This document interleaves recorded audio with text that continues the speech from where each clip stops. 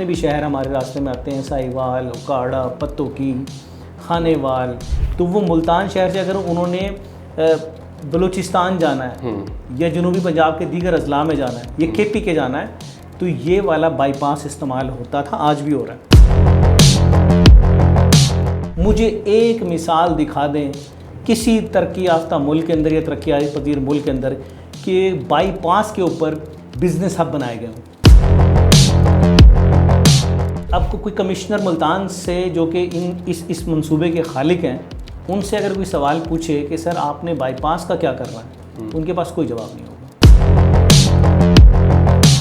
आगे सोसाइटी बढ़ जाएगी, लोगों का रश बढ़ जाएगा, तो फिर अब तो मासूम बच्चे, ख़वातीन, लोग, फैमिलीज़ वहाँ शॉपिंग करने के लिए ब्रांड्स के ऊपर जाएंगे। अब मैं सवाल ये पूछना चाहता हूँ कमिश्नर मुल्तान साहब से कि क्या बच्चे फैमिली शॉपिंग कर रहे होंगे तो वहाँ से ये बड़े बड़े माल बरदार ट्रक गुजरेंगे? बिल्कुल ऐसे ही है। क्या मुसाफिर कोचें बड़ी बड़ी जो है 72 सीटर गाड़ियाँ वहाँ से गुजरेंगी? तो क्या ये रूट इस्तेमाल इसी तरीके से होगा? और जितना लोड इस बाईपास के ऊपर था तो उस लोड को कहाँ मैनेज करेंगे? क्या आप इसको डाइवर्ट करेंगे कि दोबारा वो शहर में जाएं और शहर जो पहले ही कंप्रोमाइज रोड्स के साथ चल रहा है वहाँ से जाके नई तबाही के दहाने खोले?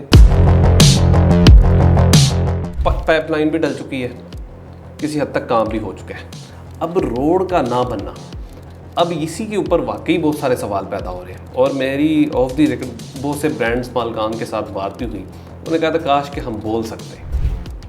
ये अलमिया है कि वाक़तन लोगों के ऊपर जो इतने करोड़ों रुपए के उनके ऊपर हर्जाने यहाँ डाले गए और जुर्माने डाले गए ओवरनाइट्स। यानी कि आप देखें ना, पूरे साल को बेस करती हुई इकॉनमी, उनके 2 सीजन होते हैं, एक आप ईद उल फितर और एक ईद उल अज़हा, दोनों तहस नहस की गई, उनकी बर्बाद किए गए।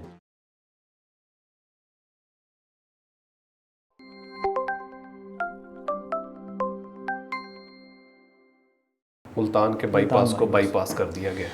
अच्छा, ये सलमान देखें, हम सिर्फ यहाँ बैठ के ना मातम कर सकते हैं, रो सकते हैं, तब वो भी नहीं कर सकते, कोई पीका एक्ट लग जाता है। यार पीका भी लगता होगा, मतलब हम तो कहते हैं कि यार अल्लाह ताला हमें हक बात कहने और उस हक बात के अंदर जो रुकावटें आए, जो मसाइल हैं, उनको सहने की अल्लाह तौफीक अता फरमाए। ये जो मुल्तान का बाईपास है, सैयदा वाला बाईपास जिसे आप कहते हैं, ये इस पे मुल्तान एवेन्यू का क़याम, इसको 2 एंगल से देखते हैं। पहला एंगल ये है कि ये मुल्तान, जैसे नाम से ही ज़ाहिर था कि मुल्तान का बाईपास है, सैयदा वाला बाईपास, आगे फिर सदन बाईपास, बिल्कुल ऐसे ही है। 2 बाईपासों का ये क्लूजन मिलता था आपस में ही। और इससे जो लाहौर से ट्रैफिक आ रही है, पर पंजाब से आ रही है, जितने भी शहर हमारे रास्ते में आते हैं, साहिवाल, उकाड़ा, पत्तोकी, खानेवाल और मेलसी, रोड़ी, जहाँ से भी ट्रैफिक आ रही है या पर पंजाब से आ रही है और आती थी वो सारे इस रोड के ज़रिए, तो वो मुल्तान शहर से अगर उन्होंने बलूचिस्तान जाना है या जनूबी पंजाब के दीगर अजला में जाना है या KP के जाना है, तो ये वाला बाईपास इस्तेमाल होता था, आज भी हो रहा है।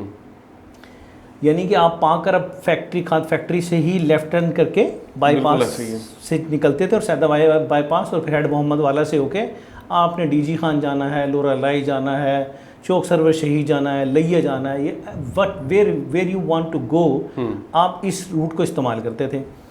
अब यहाँ इनके दिल में ख्याल पैदा हुआ कि यार इस रूट को तो हम मुल्तान एवेन्यू बना दें, ब्रांड एवेन्यू के नाम से दे दें और यहाँ बड़े बड़े मॉल्स बना दें।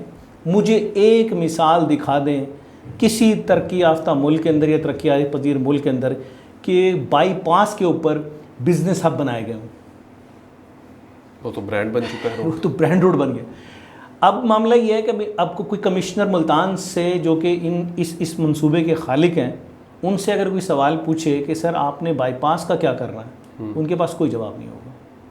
अब मैं ये सवाल करता हूँ कि जब आपने इस बाईपास को तो ख़त्म कर दिया, इसको आपने नाम दे दिया मुल्तान एवेन्यू, ब्रांड रोड, अब यहाँ जो मतलब नेशनल और इंटरनेशनल ब्रांड्स आके अपने आउटलेट्स बना रहे हैं और बड़ी तेज़ी से काम हो रहा है।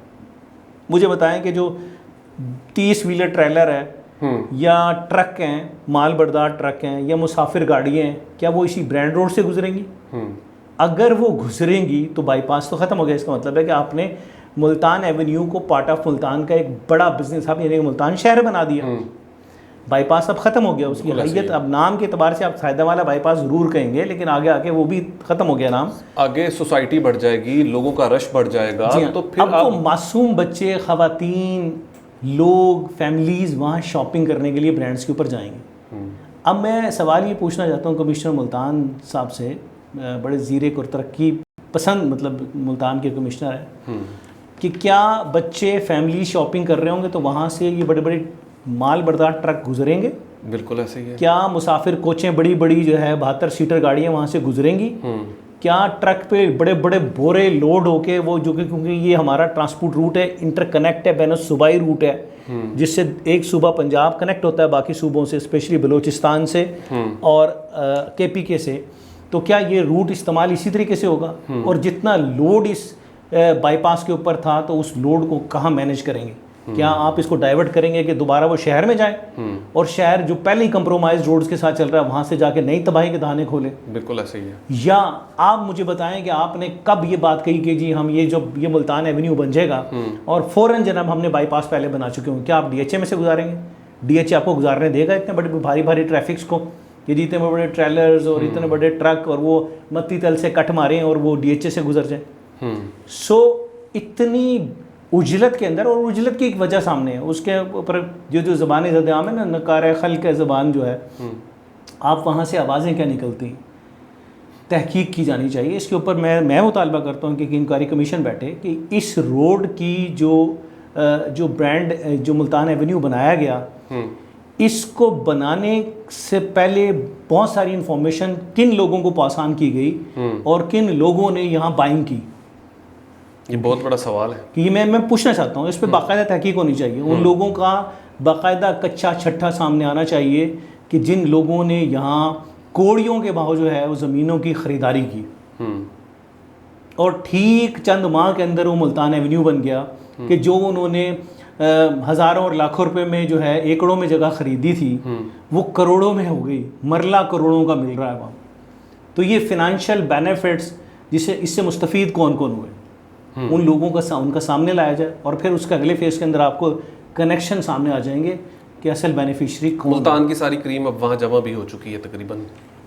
सर जाहिर बात है कि आपने देखे ना कि आपने इस जो ब्रांड रोड था इसको किन हालात के अंदर आपने उखाड़ के मारा है और किस तरीके से इनके ऊपर कमर्शियल फीसें लगाई गई। हालांकि पाटा का वो है था, उसके ऊपर ज़बरदस्ती लोगों को मजबूर किया गया कि यहाँ से अपने सेटअप्स को उखाड़ें और मुल्तान एवेन्यू को जाके आबाद कर दें।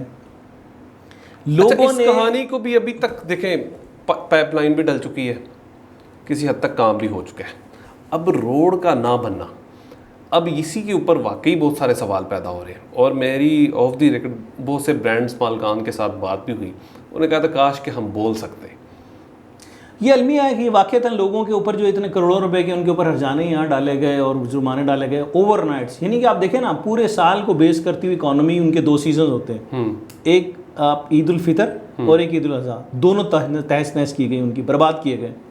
ख़ास तौर पे उस टाइम के अंदर कि जिस टाइम के ऊपर उन्होंने पूरे साल का रेवेन्यू कलेक्ट करना था, पूरे साल के अखराजात, आपने उस रोड को जानबूझ के उधड़वा दिया और उनके ऊपर मैसिव क्रैकडाउन किया। कॉन्ट्रैक्ट रीन्यू होने होते हैं उस वक्त, और उस वक्त मैसिव क्रैकडाउन्स आपने किए। आपने उस वक्त टैक्सेशन के करोड़ों रुपए के उनको फर्रे भेजे कि ये लोग, इनको ज़हनी तौर पर और अजियत में मुबतला किया जाए, जिस किया जाए कि ये लोग छोड़ें यहाँ से और वो मुल्तान एवेन्यू जिसको बाईपास को ख़त्म करके इन्होंने आबाद करने की कोशिश की है, जिसमें काफ़ी हद तक ये मैनेजमेंट कामयाब भी हो गई और इस कामयाबी के पीछे वक्त साबित करेगा। ये चूँकि ज़ाहिर बात है कि वक्त तब्दील होते हैं, हालात और वाक़यात बदलेंगे, उन लोगों के चेहरे सामने आएंगे कि इसके बेनिफिट टेकर इस प्रोजेक्ट के कौन थे, अरबों रुपए का फ़ायदा किन लोगों को पहुँचाया गया।